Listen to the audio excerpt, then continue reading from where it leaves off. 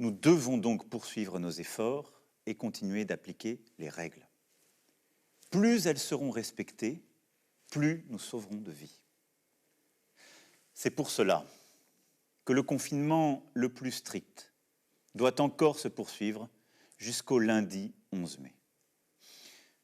C'est durant cette période le seul moyen d'agir efficacement. C'est la condition pour ralentir encore davantage la propagation du virus, réussir à retrouver des places disponibles en réanimation et permettre à nos soignants de reconstituer leurs forces. Le lundi 11 mai ne sera possible que si nous continuons d'être civiques, responsables, de respecter les règles et que si la propagation du virus a effectivement continué à ralentir. Je mesure pleinement, en vous le disant, l'effort que je vous demande. Durant les 4 semaines à venir, les règles prévues par le gouvernement devront continuer d'être respectées. Elles sont en train de montrer leur efficacité et ne doivent être ni renforcées ni allégées, mais pleinement appliquées. Pour notre vie quotidienne, il faut continuer, lorsque nous sortons, à appliquer les gestes barrières, nous tenir à distance et nous laver les mains. Je veux aussi vous rappeler que tous ceux qui ont une maladie chronique ou souffrent d'autres maladies doivent pouvoir continuer à consulter leur médecin. Car il n'y a pas que le virus qui tue. L'extrême solitude, le renoncement à d'autres soins peuvent être aussi dangereux. Pour tous ceux qui doivent être aidés durant cette période, les mesures de chômage partiel pour les salariés et de financement pour les entreprises seront prolongées et renforcées. Elles sont inédites et protègent d'ores et déjà plus de 8 millions de nos salariés et nombre de nos entreprises. Pour les artisans, les commerçants, les professions libérales et les entrepreneurs, le Fonds de solidarité apporte une première réponse. Mais je sais votre angoisse. Je l'ai entendu, je l'ai lu. Les charges qui continuent de tomber, les traites, les loyers, les emprunts. C'est pourquoi j'ai demandé au gouvernement d'accroître fortement les aides, de les simplifier pour vous permettre de surmonter cette période. Je souhaite que les banques puissent décaler toutes les échéances beaucoup plus massivement qu'elles ne l'ont fait. Et les assurances doivent être au rendez-vous de cette mobilisation économique. J'y serai attentif.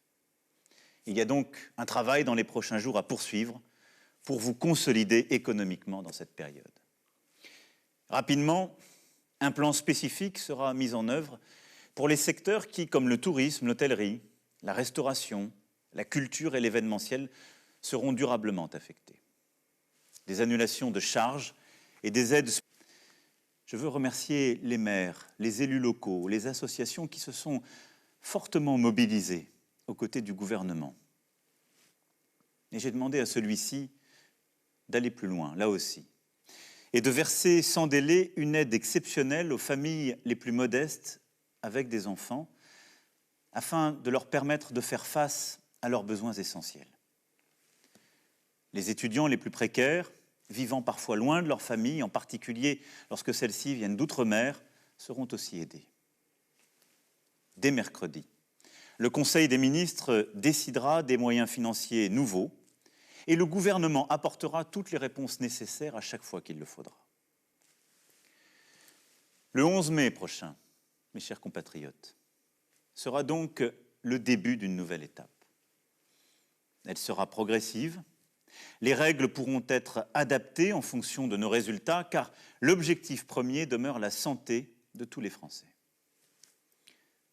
À partir du 11 mai, nous rouvrirons progressivement les crèches, les écoles, les collèges et les lycées.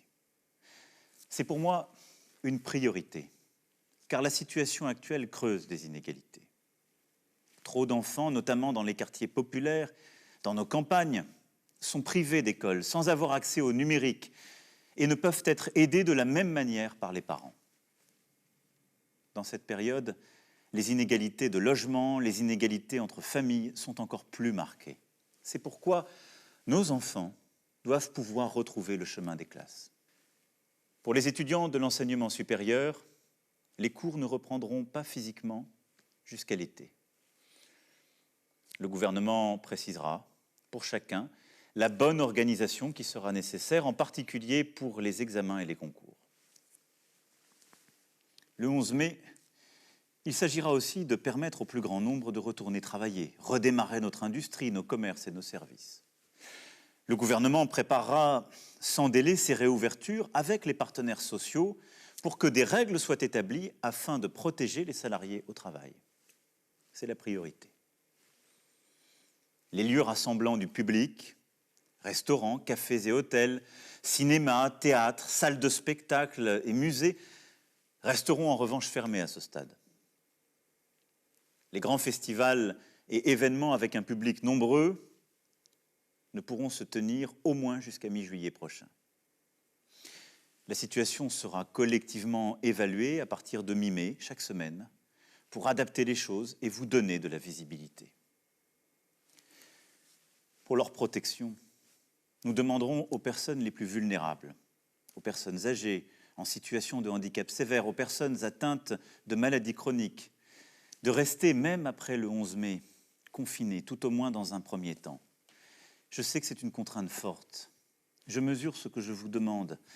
Et nous allons, d'ici le 11 mai, travailler à rendre ce temps plus supportable pour vous.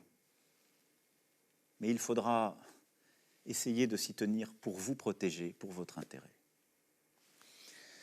Nous aurons, à partir du 11 mai, une organisation nouvelle pour réussir cette étape. L'utilisation la plus large possible des tests et la détection est une arme privilégiée pour sortir au bon moment du confinement.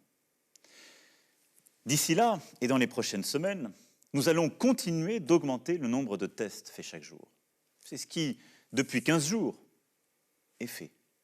Durant les semaines à venir, j'ai demandé que ces tests soient d'abord pratiqués sur nos aînés, nos soignants et les plus fragiles. Et que nous puissions continuer de mobiliser partout tous les moyens de faire des tests, c'est-à-dire tous les laboratoires publics et tous les laboratoires privés. Le 11 mai, nous serons en capacité de tester toute personne présentant des symptômes. Nous n'allons pas tester toutes les Françaises et tous les Français, ça n'aurait aucun sens. Mais toute personne ayant un symptôme doit pouvoir être testée. Jusqu'à nouvel ordre, nos frontières avec les pays non européens resteront fermées. Nous déploierons ensuite tous les moyens nécessaires à la protection de la population. En complément des gestes barrières que vous connaissez bien et qu'il vous faudra continuer à appliquer, l'État, à partir du 11 mai, en lien avec les maires, devra permettre à chaque Français de se procurer un masque grand public. Pour les professions les plus exposées et pour certaines situations comme dans les transports en commun, son usage pourra devenir systématique. Ce sera possible grâce à nos importations et grâce à la formidable mobilisation d'entrepreneurs et de salariés partout sur le territoire pour produire massivement ce type de masque. Le gouvernement présentera d'ici 15 jours, sur la base de ces principes, le plan de l'après-11 mai et les détails d'organisation de notre vie quotidienne. Des points de rendez-vous réguliers se tiendront pour que nous puissions adapter les mesures prises et ensemble décider de manière régulière d'ajuster les choses.